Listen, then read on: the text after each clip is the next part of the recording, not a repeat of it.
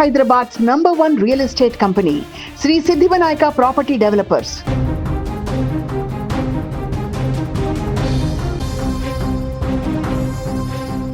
కాకినాడ జిల్లా పిఠాపురంలో దారుణం చోటు చేసుకుంది. క్షణికావేశంలో కన్నా తల్లి ప్రాణాలు తీశాడు కొడుకు.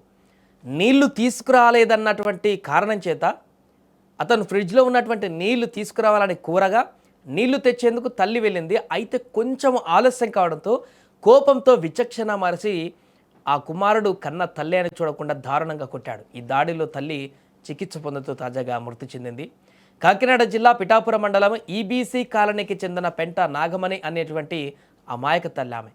తన కుమారుడు రాజాబాబుకు ఎంతో ప్రేమతో జూన్ 9వ తేదీన మధ్యాహ్నం భోజనం వడ్డించింది. కొడుకు ఆకలి తీరుస్తున్నానని ఆ తల్లి మురిసిపోతుండగా తింటున్నటువంటి ఆ వ్యక్తి రాజాబాబు ఫ్రిడ్జ్లో ఉన్నటువంటి చల్లటి నీళ్లు తెమ్మని ఆ తల్లిని అడిగాడు.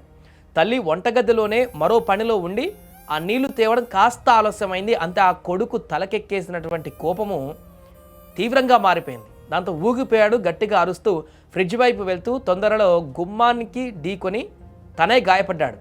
తన నిర్లక్ష్యం వల్ల జరిగినటువంటి గాయానికి ఎదురుగా నీళ్లు పట్టుకొని వస్తున్న కన్న తల్లిపైన విచక్షణారహితంగా దాడి చేశాడు. రాక్షసుడిగా మారిన ఆ కొడుకు ఆ తల్లి జుట్టు పట్టుకొని పూజ గదిలో ఉన్నటువంటి చెక్కబల్లకేసి ఆమె తలను బలంగా కొట్టాడు. తీవ్ర రక్తస్రావంతో ఆ తల్లి అక్కడే నేలపై కుప్పకూలిపోయింది. భోజనం పెట్టిన తల్లి రక్తపు మడుగులో పడి ఉంటే ఆ కొడుకులో చలనం లేదు. ఇంతలో ఇంటికి వచ్చిన భర్త త్రిమూర్తులు ఇతర బంధువులు నాగమణి పరిస్థితిని చూసి గుండెలు పగిలేలా ఏడ్చారు. వెంటనే ఆమెను కాకినాడలోని ప్రభుత్వ ఆసుపత్రికి తరలించారు. అప్పటి నుంచి చావు బతుకుల మధ్య ఐసీయూ బెడ్పై ఆ తల్లి ప్రాణాల కోసం పోరాడింది. నన్ను కొట్టింది నా కొడుకే అయినా వాడు జైలుకు వెళ్తాడేమో అని ఆ తల్లి మనసు ఆసుపత్రిలోనే రోధించి ఉంటుంది. కానీ గాయం తీవ్రత ఎక్కువ కావడంతో చికిత్స పొందుతూ ఆ తల్లి కన్నుమూసింది. కన్నబిడ్డ చేతిలోనే ఆ తల్లి ప్రాణాలు అనంత వాయువుల్లో కలిసిపోయాయి. సో ఈ భయంకరమైనటువంటి ఘటన మన సమాజానికి, ముఖ్యంగా నేటి యువతకు ఒక పెద్ద కనువిప్పు. ఒక్కసారి ఆలోచించండి. జస్ట్ ఫ్రిడ్జ్లో నీళ్లు తేవడం కాస్త ఆలస్యమైతే ప్రాణాలు తీసేంత కోపం ఎందుకు వస్తుంది? కోపం అనేది ఒక క్షణకాలపు పిచ్చి. ఆ ఒక్క క్షణం మన కళ్ళకు విచక్షణను కనపడకుండా చేస్తుంది.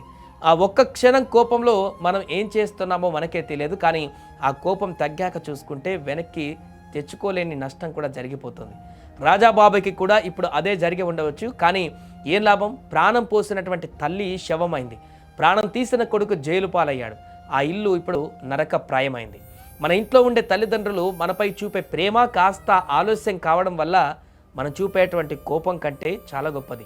దయచేసి క్షణికావేశానికి లోనై మీ జీవితాలను, మీ కుటుంబాల జీవితాలను రోడ్డున పడేసుకోకండి. కోపం వస్తే ఒక నిమిషం మౌనంగా ఉండండి. కానీ ఆ కోపంలో మనుషులను, బంధాలను దూరం చేసుకోకండి. మా అబ్బాయిని మా భార్యని మా అబ్బాయి పిల్లలు తాగి వచ్చి ఇంట్లో అక్కడికి చేసి ఒక 12 రోజులు పోయిన తర్వాత హాస్పిటల్లో పెద్ద హాస్పిటల్లో ప్రాణం ఉంచారు. సార్ ఇంకా నాకు ఇంకా ఏమి ఇంకా నేను వంట సార్ నాకేం దారి లేదు. నా పేరు తిరుమితులు సార్, పెంట తిరుమితులు. మా మిస్సెస్ పేరు నాగమణి సార్, పెంట నాగమణి. ఆ పుట్టినోడు పెంట రాజబాబు. మా అబ్బాయిని బుర్ర మీద కుట్టి బుర్ర గోడ గుద్దించేసి తమ మీద వేస్తే వెనకాల సిరిగిపోయి బెడ్ కడిపోయి కోమలో పెంచారు. నాకు 2 అబ్బాయిలండి. చిన్నోడు శివనాచార్లో చూడండి హాస్పిటల్లోని. శివనాచార్లో డ్యూటీ చేసి వస్తుండగా బస్సు యాక్సిడెంట్ అయ్యి రెండు అంశం సార్ చనిపోయి. మా పెద్ద కుర్రోడు పని చేసి సార్ తిరుగుతుంటారు, తాగుతుంటారు, వస్తుంటారు, ఇంట్లో అటాక్ చేస్తుంటారు సార్. అటాక్ చేసి వాళ్ళ అమ్మని ఇలా చేశారు సార్. అయితే మా భార్య చనిపోయింది. పేరేంటి మీ అబ్బాయి పేరు? పెంట రాజబాబు అండి, పెద్దోడి పేరండి.